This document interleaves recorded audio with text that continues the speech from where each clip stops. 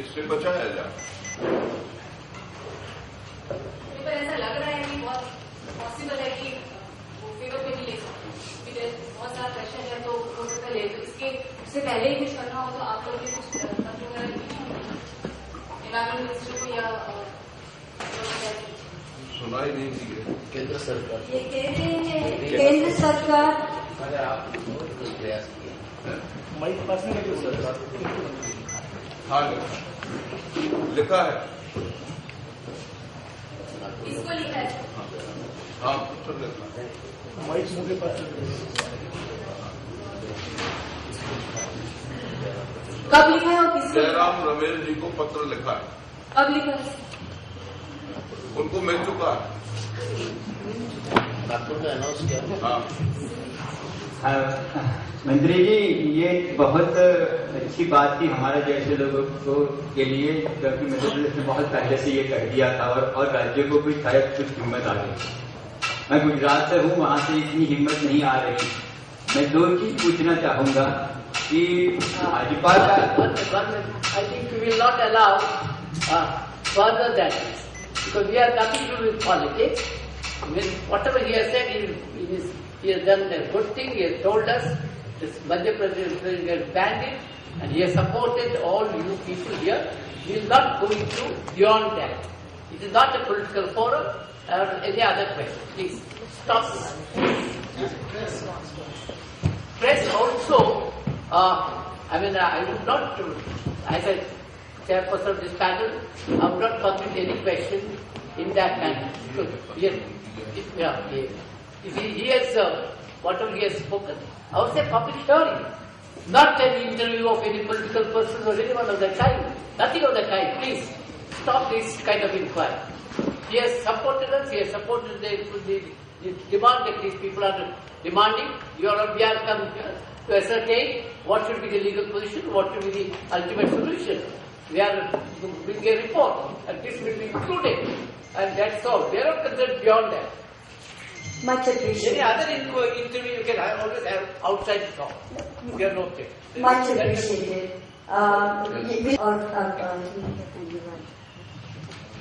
Yeah.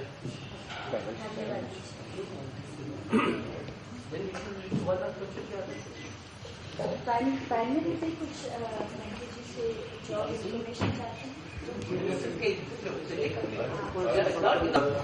एक मंत्री होते हुए भोपाल से दिल्ली आना बैठना इतना टाइम देना ये बहुत कम होता है। और दूसरा, सबसे बड़ा मंत्री होने के बाद किसी विषय पर इतनी पकड़ होना, जैव विविधता की बात करना। आज की तारीख में मंत्री सब विषय पे बात करते हैं, लेकिन जैव विविधता की बात कोई नहीं करता है। तो जैविक कृषि की बात करना, जीएम के मुद्दे पे जो स्टैंड मध्य प्रदेश में माननीय मंत्री जी ने लिया है, उससे पूरे जीएम मूवमेंट को बहुत बड़ा बल मिला है। ये शायद उनको भी एहसास नहीं है कि उन्होंने ऐसा कर कितना बड़ा, इस पूरे मूवमेंट को कितना बड़ा बल मिला है। दूसरा, पूरे देश में अभी एक ऐसा समय चल रहा है जहां जीएम और नॉन जीएम की बहस बहुत ही प्रासंगिक है, सब जगह चल रही है। और ऐसे में इनका एक बयान देना हमारे इस पूरे आयोजन के लिए बहुत ही बल प्रदान करेगा। धन्यवाद मैं देता हूं। और यदि अपने पास कुछ समय मंत्री महोदय यदि बैठ सके यहाँ पर, तो काफी और लोगों की बात भी सुन सकते हैं। Thank you. धन्यवाद। हम अगला सेशन शुरू करेंगे, जिसमें शालिनी भूटानी, जो ग्रेन नाम की एक संस्था है, जो किसानों के हक, अपने बीजों के ऊपर, जर्मप्लाज्म के ऊपर, जेनेटिक डाइवर्सिटी को बचा के रखने का ऊपर और ऐसे जेनेटिक डाइवर्सिटी को कंजर्व करने के लिए ये सब काम जो संस्था करती है। शालिनी खुद एक लॉयर है और वो बताएंगे कि बीटी बैंगन जैसे जीएम बीजों में इंटेलेक्चुअल प्रॉपर्टी राइट्स का क्या मुद्दे हैं और सीड मोनोपोलीज का क्या इश्यूज उभर के आने वाले हैं। बीजों के ऊपर जो कब्जा एकाधिकार की बात जो हो रही थी, उसके बारे में शालिनी हमें 15 मिनट में बीटी बैंगन का इम्प्लीकेशंस और जीएम बीजों का इम्प्लीकेशंस बताएंगे।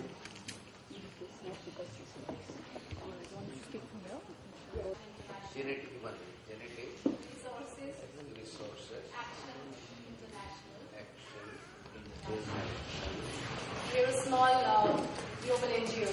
The last 20 years we've been working on the issues of food and farm and seed livestock.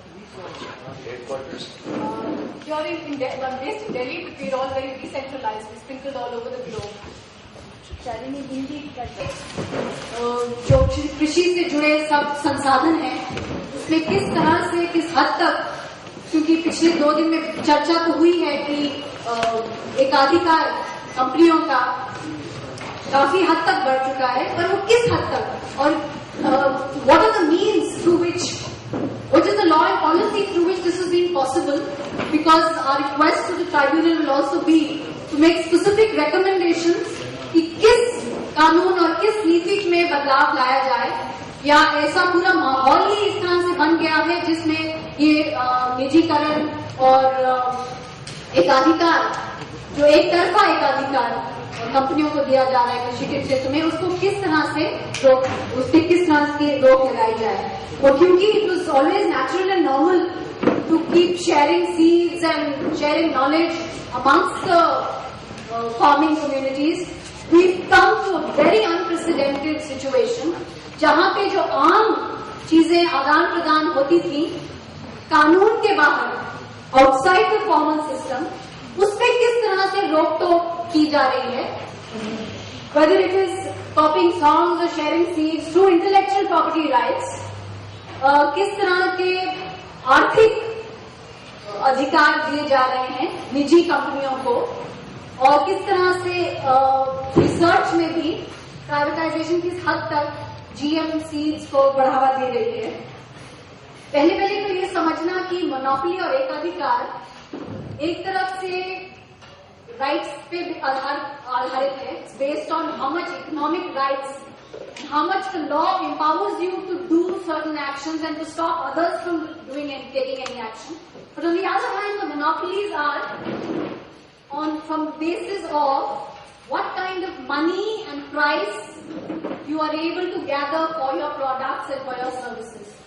तो अगर आप ऑर्गेनिक बीज और नेचुरल बीज जो बेचा जाता है, जो अभी हम looking only at the private seed company, उसमें जो ऑर्गेनिक सेंटर है बाहर यूएसए में, उनकी रिपोर्ट पिछले महीने ही आई है, जिसमें ये बताया गया है कि जो कॉर्न और सोयाबीन, मक्का और सोयाबीन में जो निजी कंपनियां आदान प्रदान और व्यापार कर रही हैं, look at the difference of the percentage of premium they get vis-a-vis their sales in organic seeds and conventional seeds, and the difference that they earn between their genetically modified products. क्योंकि वो genetically modified बीजों से ज्यादा पैसा, ज्यादा मुनाफा कमा रही हैं, क्योंकि नीति और कानून उसको स्वीकृत करते हैं, उसको मान्यता देते हैं, समर्थन करते हैं, उसको अलाउ करते हैं, इसलिए ये हो पा रहा है. Secondly, when we're talking about monopolies, what is the extent of the monopoly in the market? According to figures again of 2007, firstly there are top 10 seed companies, out of which Monsanto is the number one, and altogether the top 10 seed companies control 67% of the proprietary seed market. Proprietary seed means जिस पर IPR है, जो branded seed है, उसका 67% control 10 कंपनियों में, और इन 10 कंपनियों में से जो टॉप की 5 हैं, उनका किस हद तक सेल्स और परसेंटेजेस हैं, वो उसकी बात की गई है. अब अगर चाहे आप पढ़ भी नहीं पा रहे होंगे पीछे, पर आप ये देखिए जो बड़े लाल गोले हैं और जो बड़े नीले गोले हैं, उससे ये सिद्ध होता है कि किस तरह का मार्केट शेयर बढ़ गया है. जो छोटे छोटे आपको दिख रहे हैं, वो केवल छोटी निजी कंपनियां हैं. The big large circles are either seed companies or chemical companies which control the entire global seed structure. And this is the kind of change that has happened in the last 10 to 15 years, where the concentration and the monopoly that we are talking is the extent that you have these 10 companies actually controlling the global proprietary seed trade. At another level, how is law and policy changing? किस तरह से अंतर्राष्ट्रीय स्तर पे भी, क्योंकि अगर हम आज एक ट्राइब्यूनल के द्वारा कुछ कानूनी मुद्दे उठाना चाह रहे हैं, तो क्या केवल भारत के अंदर उसकी नीति और कानून पे प्रभाव डाल पाएगी या बाहर भी किस तरह के रिकमेंडेशंस वो बाहर दे सकते हैं?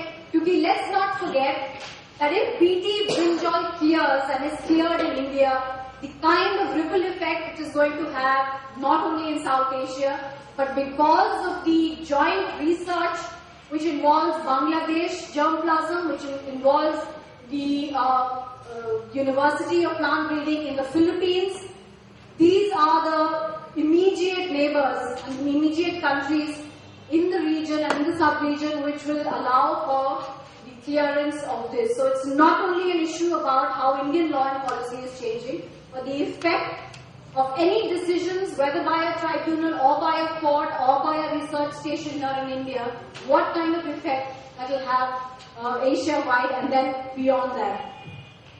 Internationally, जो CGIAR system है, जिसमें 15 अंतर्राष्ट्रीय जीन बैंक्स और रिसर्च स्टेशंस हैं, उनकी भी IPR policy, intellectual assets policy में बदलाव लाया जा रहा है, क्योंकि उन्हीं जो 10 कंपनियां जो मैंने बताई थी, जिसमें से सिंजेंटा, ड्यूपॉन्ट, मोंसांटो हैं, उनकी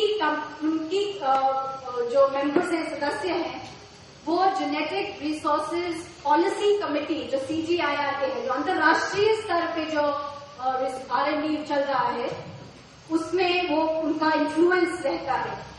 और the 2 international agricultural research centers here in Asia, one in the Philippines, the International Rice Research Institute, and one in Hyderabad, the IFRI-SAT, both have joint ventures with the private seed industry, whether it is through the consortium that they have developed, and in ERI you have the hybrid rice development research development consortium, which is a joint venture between international agricultural research centers and these large seed companies which control the seed trade. On the other hand, you have only one international instrument, which is the International Treaty on Plant Genetic Resources under the Food and Agriculture Organization FAO.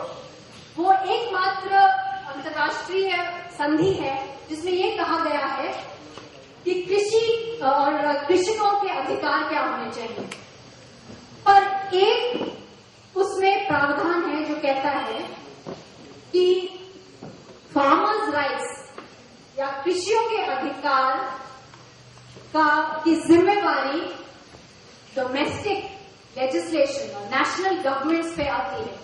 On one level, you're saying that there is an international treaty. On the other hand, you're saying the treaty itself, the only provision which recognizes farmers' rights, is saying that those rights are subject to national legislation. And those national legislation are being changed, whether those national legislations are biodiversity laws or agricultural policy or biodiversity legislation or seed bills or biosafety regulations or biofuels policy like the ones that's just been announced on Christmas Eve in India. All of them are being influenced by the private sector. Let's take a specific example of how the National Biodiversity Authority, set up under the Biological Diversity Act of India 2002, allowed for the germplasm which was imported by Monsanto, the Mahiko company.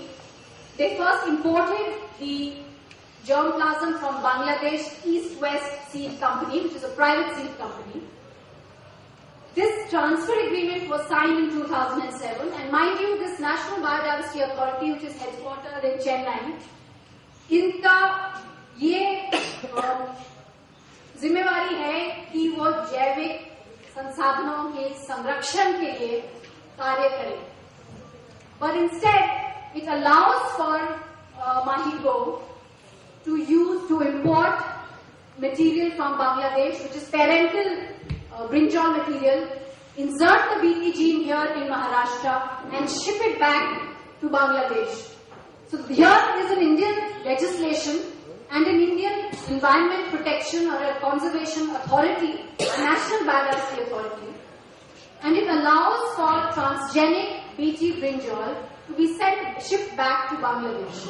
So that's the kind of effect clearance in India also has to another neighboring country. एक और कानून जिसमें अब अभी parliamentary committee पे चर्चा चल रही है, जो काफी लोगों को इसका ज्ञान भी नहीं है, वो है कि किस तरह से रिसर्च में पब्लिक फंडेड जो रिसर्च है, जो सारे हमारे कृषि के जो विद्यालय, कृषि विश्वविद्यालय हैं, उनमें जो भी रिसर्च होगा उसमें अब उनका हक हो जाएगा कि वो IPR ले पाएंगे. The very purpose of having a public sector research is that research is not for commercialization, not for developing marketable products, पर वो उस तरह का उसमें रिसर्च हो, टैक्स पेयर का जिसमें मनी गया है, उस तरह का रिसर्च हो ताकि वो it should be farmer sensitive and it should be applicable and adaptable and appropriate for our agroecological conditions. पर इसके पीछे भी, इस कानून के पीछे भी US India high technology cooperation group जो है, जो US इंडिया बिजनेस काउंसिल के अंदर आता है, जिसमें व्यापार की बात होती है, उन्होंने किस तरह से एक अमेरिकी कानून जो US बेडोल एक्ट है, उसी का बिल्कुल ये एक स्वरूप है. और इस कानून की अभी पार्लियामेंट्री कमेटी में चर्चा चल रही है. एक और क्लियरेंस जो IPR का मुद्दा जिससे बाहर निकल के आता है, माहिको कंपनी ने एक material transfer agreement Tamil Nadu agriculture university के साथ 2005 में जो साइन किया था, उसके अंतर्गत माहिको ये कहती है कि BT जीन के ऊपर उसके कुछ अधिकार हैं, और वो अधिकार उसे किससे मिलते हैं? The rights that Mahiko has, the Maharashtra Hybrid Seed Company Limited, has a licensing agreement which it has signed with Monsanto, under which it gets certain economic rights or rights of use from over the BT gene. अब ये material transfer agreement के अंतर्गत ये कहा गया है कि जो BT जीन इस्तेमाल होगी BT ब्रिंजल बनाने में, उसमें एकाधिकार माहिको का है, और तमिलनाडु एग्रीकल्चर यूनिवर्सिटी को केवल इतना हक बनता है कि वो अपने ब्रीडिंग प्रोग्राम में उसे केवल अपने क्षेत्र में इस्तेमाल करने के लिए जो बीज और जो ब्रीडिंग होगी उसी में इस्तेमाल होगा. All other activities are prohibited. तो आपका IPR कानून, अभी पेटेंट कानून हमारा 3 बारी बदला गया है, और आपका PVP लॉ जो प्लांट वैरायटी प्रोटेक्शन लॉ है, उसमें अभी प्लांट वैरायटी प्रोटेक्शन अथॉरिटी 2005 में स्थापित की गई है. उसमें अभी एप्लीकेशंस, मोंसांटो जैसी कंपनियां अभी केवल एप्लीकेशंस भर ही रही हैं, किंतु एक कॉन्ट्रैक्चुअल लॉ कॉन्ट्रैक्ट के अंदर, एक मटीरियल ट्रांसफर एग्रीमेंट के अंतर्गत ये बात होते हुए कि हमारा कानून अभी पूरी तरह से परिवर्तित नहीं हुआ है, या फिर जो IPR कानून परिवर्तित किए गए हैं उसको इम्प्लीमेंट पूरे हद तक नहीं किया गया, फिर भी ये IPR मोंसांटो की IPR को रिकग्निशन दी जा रही है, उसको इम्पोर्टेंस दी जा रही है. और ये भी ध्यान रखने वाली बात होगी, जो मैं ट्राइब्यूनल का नजर इस पे डालना चाह रही हूँ, कि जो बायोसेफ्टी रेगुलेटरी सिस्टम का जो सपोर्ट आ रहा है वो यूनाइटेड स्टेट्स एड के अंतर्गत आ रहा है. There is a USAID programme which is called the ABSP2 agricultural biotechnology support programme, जिसके अंतर्गत न केवल ये BT ब्रिंजल का रिसर्च का कार्य चल रहा है और उसको स्पॉन्सर किया जा रहा है, और जो बायोसेफ्टी लेजिस्लेशन है न केवल भारत में पर दक्षिण एशियाई देशों में, इसका the funding and the support, the expertise is coming from USAID program. And the other matter that I would like to put on board is the manner in which trade and investment is being opened up even beyond the WTO trade standards under free trade agreements. आज Davos में अंतर्राष्ट्रीय आर्थिक forum 2010 चल रहा है. वहाँ पे ये बात पहली बार IFAD जो है national food and agriculture development authority, उसके प्रेसिडेंट को आगे बुलाया गया और उन्होंने ये कहा कि we need more investments in agriculture. That investment how is that coming? वो किस रूट से हमारे देश में आ रहा है? And that is the route of bilateral trade agreements. The United States government, which is behind developing the BT Brinjal project, is at the moment in talks with developing a bilateral investment treaty with the Indian government without any text being made public. Therefore, the idea that the investment in agriculture will actually secure us in any other way is a fallacy. I will therefore make this submission before the tribunal that clearly we are at a juncture where coexistence is not seemingly possible. एक तरफ जो कानून साधारण जो practices थे, जो traditional practices थे, farmers के ट्रेडिशनल बीज थे, उनको इलीगल किया जा रहा है under existing law. Our laws and policies, whatever changes are being brought about, are tilted towards a certain privatized corporate sponsored agriculture.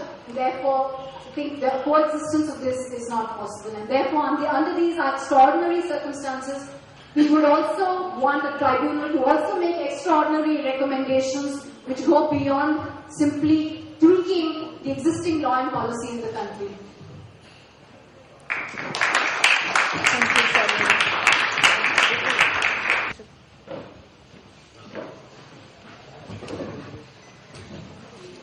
बहुत धन्यवाद डॉक्टर रामकृष्ण कुसमल.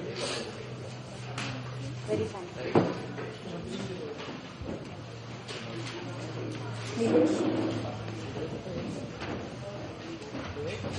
देशी बीजों को कोई प्रभावित करेगा तो उसी आधार पर दंडित किया जा सके, जैसे मानचिन्हों के जो मापदंड है.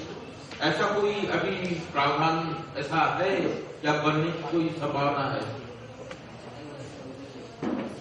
संभावना तो सरकार की तरफ से तो कोई ऑफिशियल मूवमेंट नहीं है. केवल अगर लोगों की तरफ से अगर इस तरह से जोर पड़े और जो हमारे एक्सपर्ट्स हैं और जो हमारे डिसीजन मेकर्स हैं जो इन्फ्लुएंस कर सकते हैं, उनकी तरफ से अगर कोई पहल हो तो इस तरह से बात उठ सकती है. क्योंकि बाहर के देशों में भी जो अगर ऑल्टरनेटिव लॉ एंड पॉलिसी की बात होती है तो सबसे पहले ये बात होती है कि you have to roll back certain existing laws and policies. Coexistence नहीं पॉसिबल. जो IPR लॉज हैं या जो व्यापार के कानून हैं, अगर आप सिर्फ कृषि के क्षेत्र में देखें और बोले कि केवल हम अपना बीज के कानून में बदलाव अगर लाए जाए, उसको अमेंड कर दिया जाए तो सब ठीक हो जाएगा, ये संभव नहीं होगा. We will have to zoom out and see that there are other policies and other laws outside of agriculture, whether that's of biodiversity, whether it is about public research, whether it is about investment in energy. All of these have an impact on your agricultural economy. केवल एक कानून पे सारा ये बोझ डालना कि एक कानून से, ये जानते हुए कि परिस्थिति में अगर एक अच्छा कानून भी है तो उसको किस तरह से लागू किया जाता है. I think we have to be more realistic about how much a law today, in today's climate, will be able to deliver unless the entire system is reversed and reordered.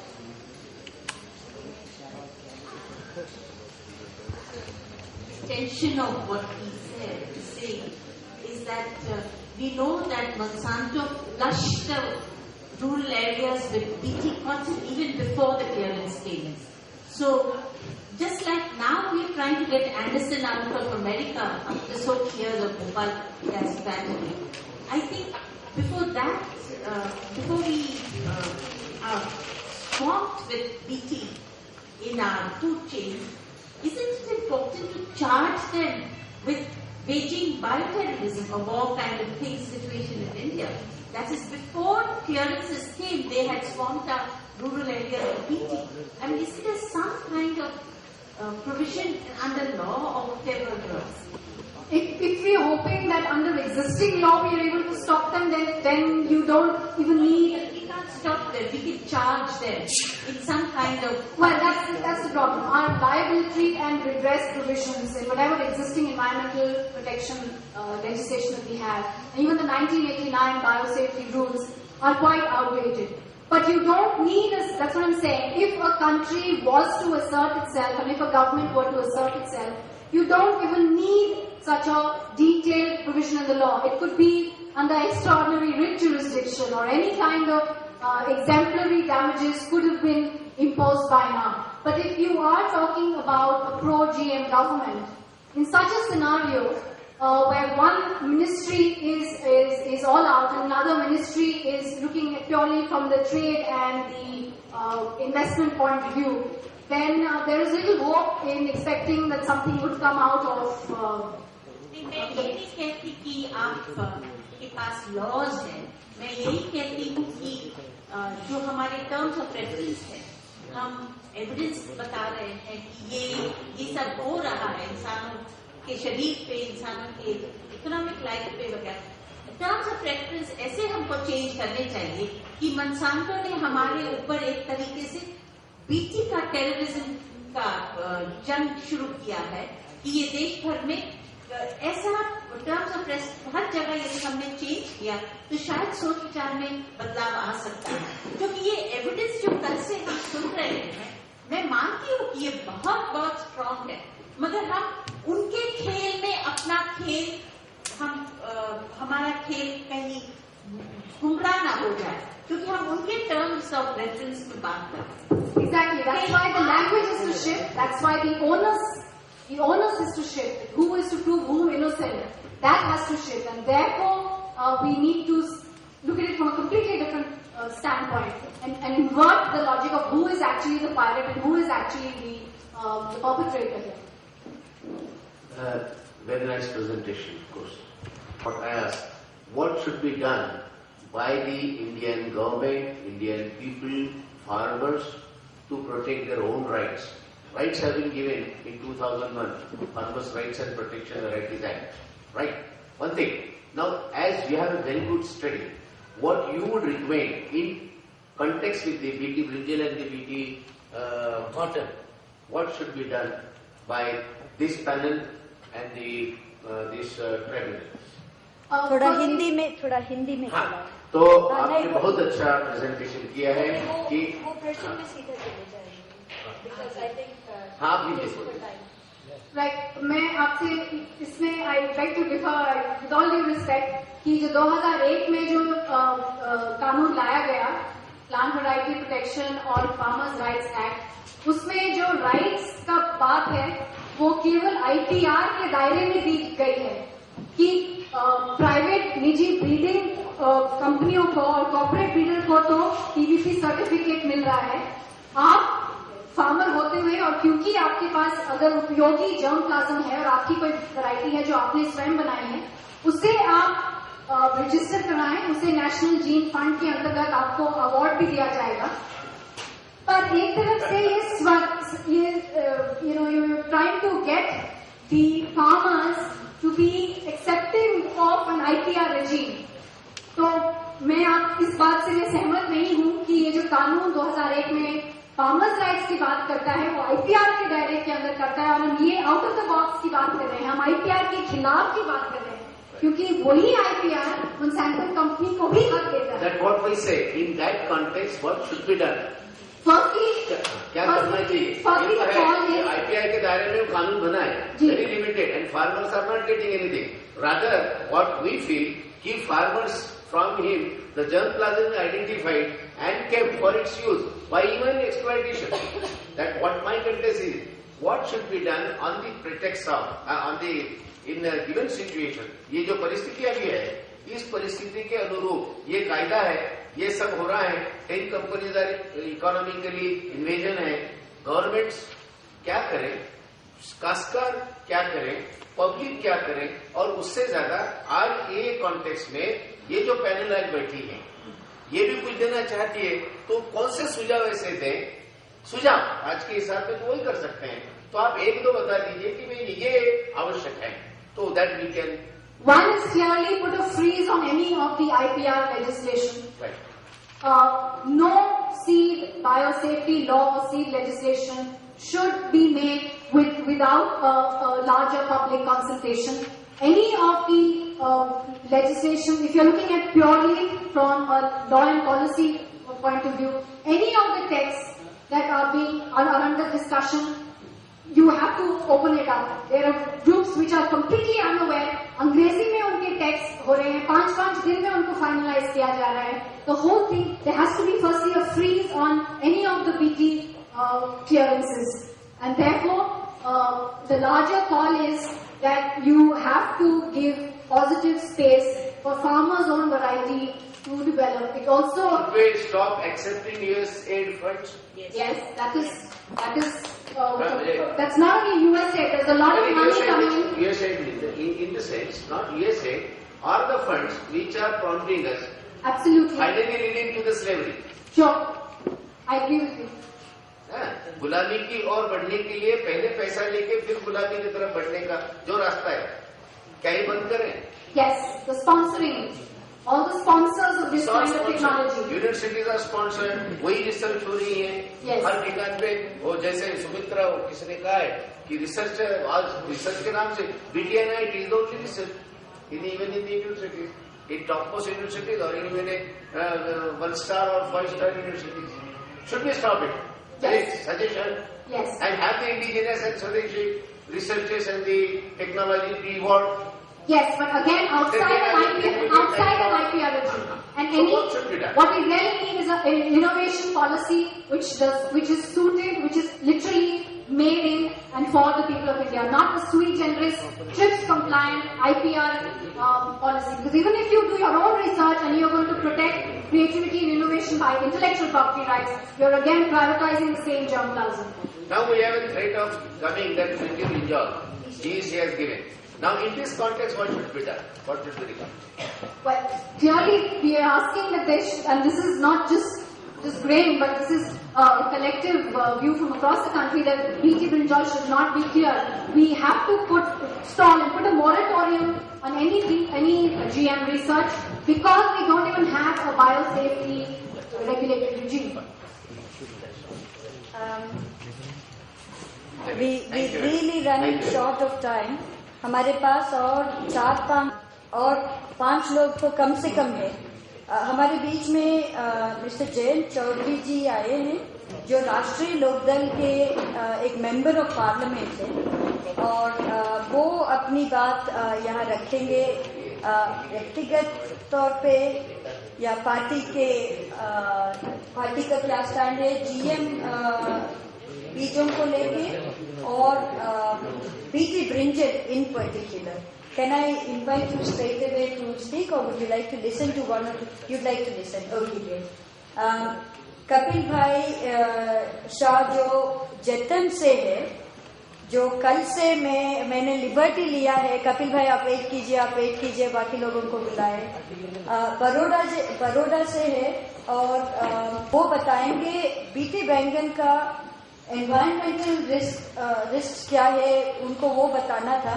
अगर आप बाकी चीजें भी जोड़ के कहना चाहेंगे क्योंकि हेल्थ वालों को टाइम नहीं मिलने वाला है, वो मैं हूँ, तो आप पूरे 10 मिनट में combine everything. And later Ramu and doctor Vandana Shiva is here and then mister Chaudhary will speak. तो कविता ने मुझे 20 मिनट से 10 मिनट दे दी और 2 मुद्दे और जोड़ दिए. ठीक है, मैं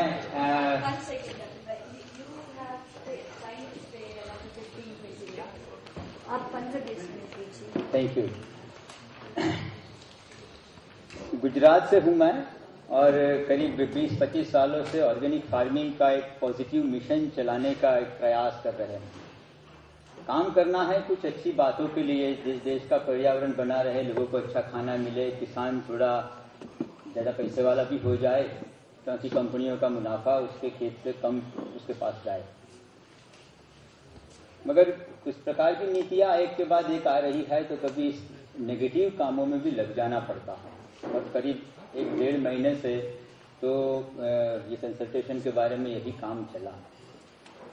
दो चार मुद्दे हैं। पहली बात ये मैं कहना चाहता हूं कि 25-30 साल के कीट प्रबंधन या तो प्लांट प्रोटेक्शन का जो अनुभव रहा, उसमें से एक नया विज्ञान बना।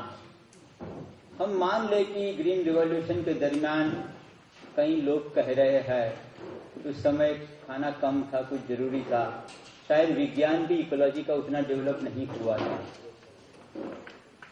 तो उस समय कुछ जंतुनाशक हमने डाले।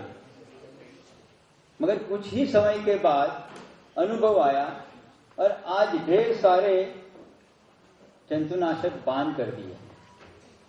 1939 में नोबेल प्राइज दिया गया था डीडीटी के शोधक को, और वो एक प्रोग्रेस का एक सिंबल था। और आज सबसे विकसित देश पहले और आज तो अर्धविकसित देश भी डीडीटी को बैन कर चुके हैं। तो ये अनुभव है कि हम ये कीटों के सामने जो लड़ाई लड़ रहे हैं वो रासायनों से जीतने वाले नहीं है। नॉट ए सिंगल केस, एक भी दुनिया में ऐसा केस नहीं है कि कोई एग्रीकल्चरल इंसेक्ट को आप कृषि कीटनाशी रसायन से कंट्रोल कर लिया।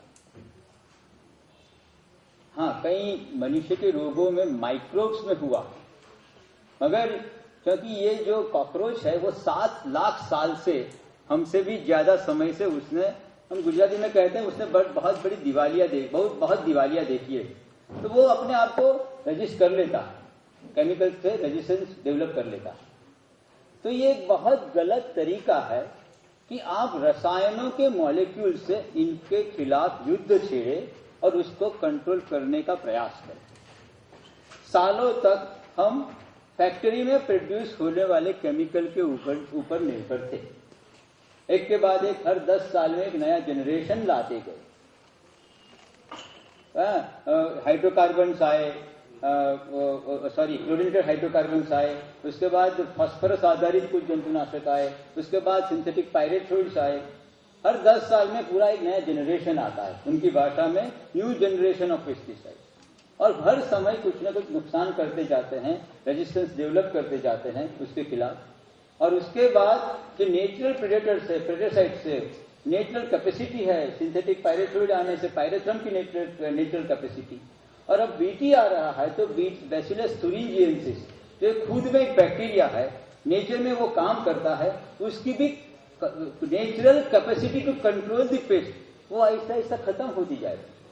तो we are making our natural weapons inefficient, useless by introducing such new technologies. तो एक पर्यावरण का एक सबसे बड़ा मुद्दा मेरे हिसाब से ये है, जो आमतौर पर इस ऐसी चर्चाओं में छेड़ा नहीं जाता है।